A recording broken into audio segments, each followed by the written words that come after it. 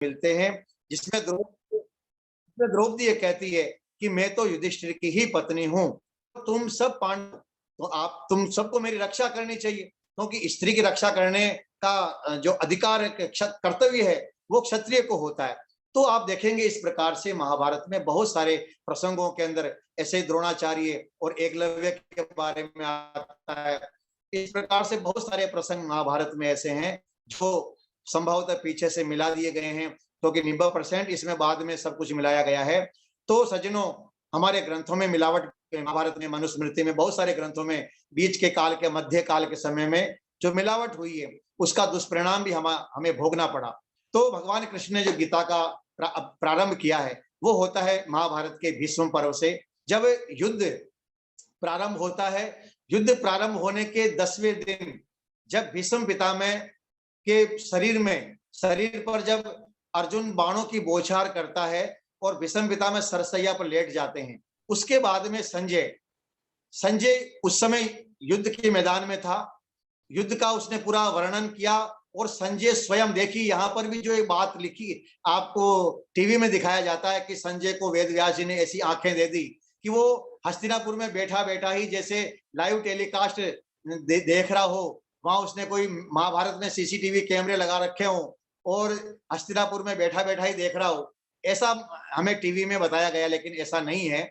जब हम महाभारत पढ़ते हैं तो उस समय संजय स्वयं भी युद्ध के मैदान में था और युद्ध कर रहा था।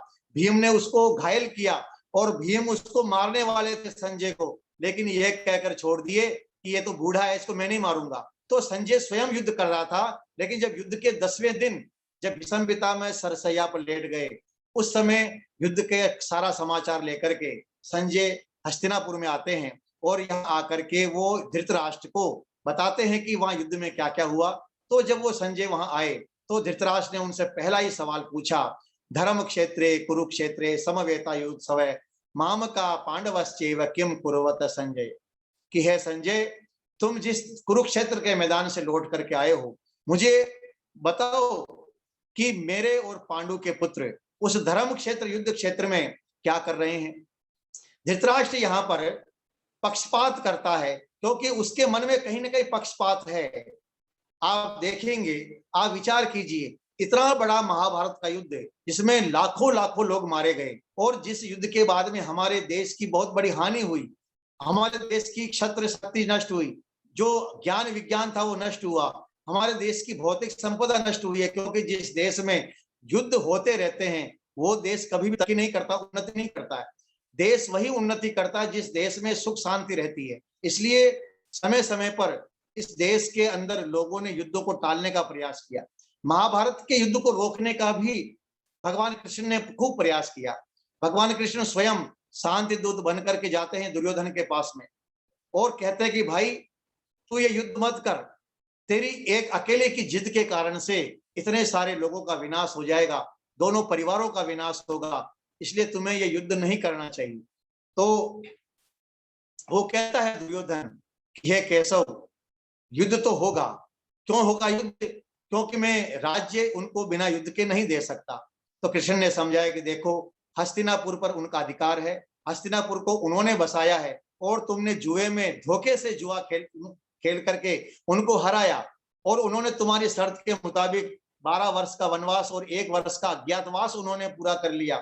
तो जब उन्होंने तुम्हारी शर्तों को पूरा कर लिया तो फिर तुम उनको वापस इंद्रप्रस्थ क्यों नहीं दे रहे हो?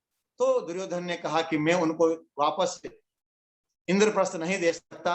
तो कृष्ण ने, क्योंकि शांति चाहते थे, कृष्ण युद्ध नहीं चाहते थे, इसलिए कृष्ण ने कहा कि चलो, तुम्हारे मन में इतने खोट आ गई, इतना पाप आ गया है कि तुम सारा का सारा इंद्रप्रस्थ तुम रखना चाहते हो, रख लो, केवल तुम पांडवों को 5 गांव ही दे दो। जब 5 गांव तुम पांडवों को दे दोगे तो मैं तुम्हें विश्वास दिलाता हूं कि मेरी इस बात को मान करके पांचों पांडव केवल वो 5 गांव लेकर के संतुष्ट हो जाएंगे, अपने जीवन को आराम से बिता लेंगे। लेकिन पांडव क्योंकि युद्ध नहीं चाहते, वो शांति चाहते हैं, वो आपस में